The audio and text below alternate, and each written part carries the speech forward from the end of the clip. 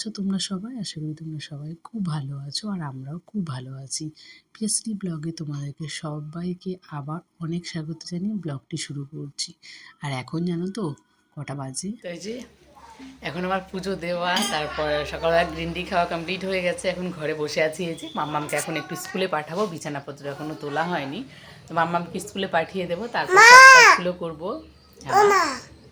আর মাম্মামকে একটু বিস্কুট। হ্যাঁ হ্যাঁ, স্নান করা হয়ে গেছে তোমার।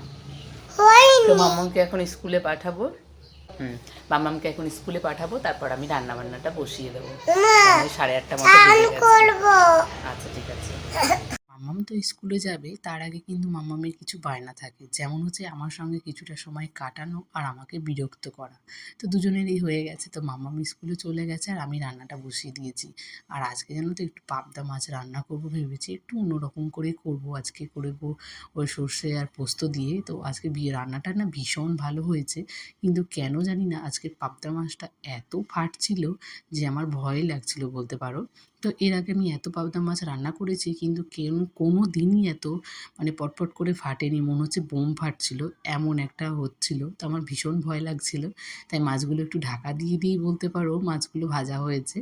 কোনো দিন তো আমি ওই পাবদা মাছের তেল ঝাল করি, তার থেকে মনে হয় আজকেরটা বেশি টেস্টি ছিল। সবসময় যে পেঁয়াজ রসুন দিয়ে রান্না করলেই যে ভালো রান্না হয় তা কিন্তু নয়। আজকে দেখো আমি সর্ষে আর পোস্ত দিয়ে এত ভালো রান্না হয়েছিল, বলবো তোমাদেরকে যে তোমরাও একদিন এরকম ট্রাই করতে পারো। তো এখানে আমি ওই সর্ষে আর পোস্তটাকে একসাথে বেটে নিয়েছিলাম। কালো সর্ষে দিলে কি হয় বলো তো, ওই কালো কালো একটা ছোপ ছোপ থেকে যায়, আর সাদা সর্ষে দিলে সেটা কিন্তু হয় না। তো আমি একটা গোটা বড় একটা সাইজের টমেটো দিয়েছিলাম, টমেটোটাকে ভালো করে পেস্ট করে নিয়েছিলাম। তারপরে কিন্তু আমি তেলের উপর সেই কালো জিরে দিয়ে টমেটো দিয়েছিলাম, টমেটোটাকে ভালো করে কষিয়েছি যেন টমেটোর কাঁচা গন্ধটা চলে যায়। তারপরে যে সর্ষে পোস্ত যেটা বাটা ছিল সেটাই কিন্তু আমি দিয়ে দিয়েছি। তারপরে অল্প একটু নাড়াচাড়া করেই আমি জল দিয়ে দিয়েছি। এবার জলটা ভালো করে ফুটে গেলেই তারপরে কিন্তু মাছগুলো দিয়ে দিয়েছি। খুব ভালো রান্না, মানে কম সময়ের মধ্যে বলতে পারো রান্না হয়ে যায়, আর ভীষণ টেস্টি। তো আজকে রান্নাটা আমার কাছে খুব ভালো লেগেছে। ভেবেছি এবার থেকে না ওই পেঁয়াজ রসুন দিয়ে অনেকটা তেল দিয়ে ওই তেল ঝাল করার কোনো আর প্রয়োজন নেই। এবার থেকে ভেবেছি এইভাবেই রান্না করে খাবো। তো ভীষণ ভালো লাগছিল। তোমরা অবশ্যই একদিন ট্রাই করতে পারো, তোমাদেরও খুব পছন্দ হবে।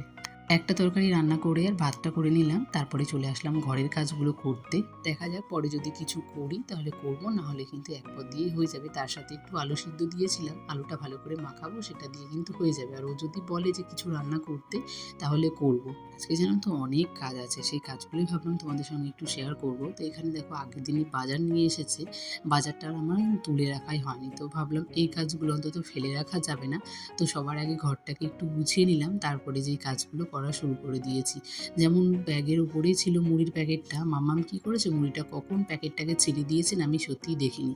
অনেকগুলো মুড়ি পড়ে গেছে, তারপরে আমি বাইরে রেখেছিলাম ঢাকা দিয়ে।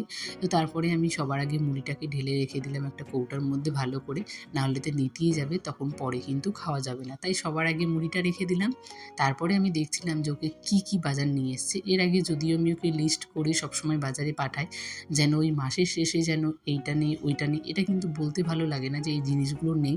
তার আগে আমার মনে হয় যে যখন যে জিনিসগুলো শেষ হবে তখন কিন্তু সেই জিনিসগুলো ভালো করে একটা খাতার মধ্যে লিখে তবে কিন্তু বাজার করাটা দরকার। তাহলে কি বলো তো, ওই মাসের শেষে নেই আর প্রথম থেকেই অন্তত তুমি যদি ভালো করে বাজারটা করে নিতে পারো, তাহলে মাসের শুরুতেই মনে হচ্ছে না তোমার কাছে সব কিছুই আছে। এটা আমি সবসময় কিন্তু প্রত্যেক মাসেই করি। প্রত্যেক মাসে বলাটা ভুল হবে, যখন আমি ওকে বাজারের লিস্টগুলো দিই তখন কিন্তু আমি ওকে মাসেরটা দিই না, বলতে পারো 2 মাসেরই টানা হয়ে যায়।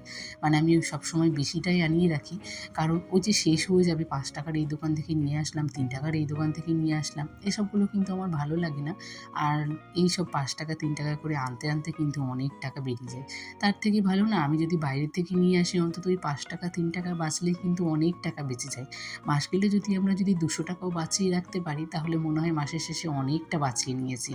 আর তার মধ্যে এই বাজার করা থেকে যদি কিছুটা অন্তত বাঁচিয়ে রেখে রাখতে পারি, তাহলে সেটা তো মনে হয় নিজের কাছে সত্যি, কি বলবো তোমাদেরকে, এটা হয়তো তোমরা সবাই জানো।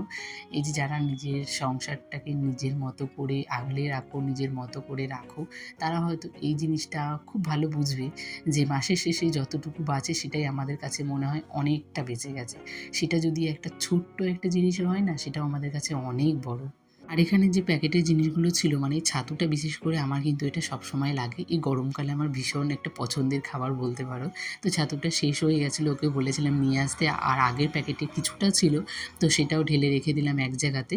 আর এখানে যে কোটাগুলো আমি আগের দিনে ধুয়ে রেখেছিলাম, আর এখানে গ্রিন টির প্যাকেটটা যে ছিল সেটা প্যাকেটে প্যাকেটে রাখবো বলে ভালো লাগছিল না, তাই যে এই কোটাগুলো সুন্দর করে সব ধুয়ে রেখেছিলাম। তো ভেবেছিলাম কোটার মধ্যে সব রেখে দিলে আমার নিতেও সুবিধা হবে, আবার ভালোও লাগবে। তো সবগুলো আমি ওই কোটাতে কোটাতে করে গুছিয়ে রেখে দিলাম। আর যেই বিস্কুটগুলো আনা হয়েছে মাম্মামের জন্য কিছুটা রেখে দিলাম। আর যেহেতু বাড়িতে এখন মিস্ত্রি কাজ করছে, মিস্ত্রি ভাইদেরকে তো ওই চা করে দিতে হয়, তার সঙ্গে ওদেরকে একটু বিস্কিটও দিতে হয়।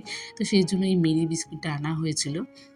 আর মেরি বিস্কুটগুলো জানো তো অনেক বেশি থাকে মনে হয়, কম দামের মধ্যে মনে হয় অনেকটাই পাওয়া যায়, তার সাথে কিন্তু ভালোই লাগে ওই চা দিয়ে খেতে। তো দেখো একটা কোটার মধ্যে কিন্তু সবগুলো বিস্কুট ধরেনি, আমি আবার রেখে দিয়েছি কিছুটা। তো কাজে তো আসছে, কাজ করে তো প্রত্যেক দিনই আমাকে চা করে দিতেই হচ্ছে, তার সাথে ভাবলাম উঠে যাবে। আর এই যেখানে তরকার প্যাকেটটা না অনেক দিন আনা হয়েছে, কিন্তু মা এখন যেহেতু উনানে রান্না করে না, তাই কিন্তু উনানের মধ্যে বসিয়ে রাখা হয় না। আর আমার প্রেশার কুকার না মাজতে খুব বিরক্তি লাগে জানো তো, আর কিছু আমি যদি করি না, ওই মা উনানে রান্না করে, উনানের মধ্যে আমি বসিয়ে রেখে দিই, একটু গ্যাসটাও বেঁচে যায়, আমারও অনেকটা খাটনি বেঁচে যায়। আর এখানে রাখবো বলে দেখো ভেতরে যেহেতু পোকা হয়ে যাবে, অনেক দিনের হয়ে গেছে, তাই দুটো শুকনো লঙ্কা দিয়ে দিলাম, তাহলে খুব ভালো থাকবে। তো আজকের মতো ভিডিওটা আমি শেষ করছি এখানে। সবাই ভালো থাকবে, সুস্থ থাকবে, দেখা হবে আবার একটা নতুন ব্লগের সাথে।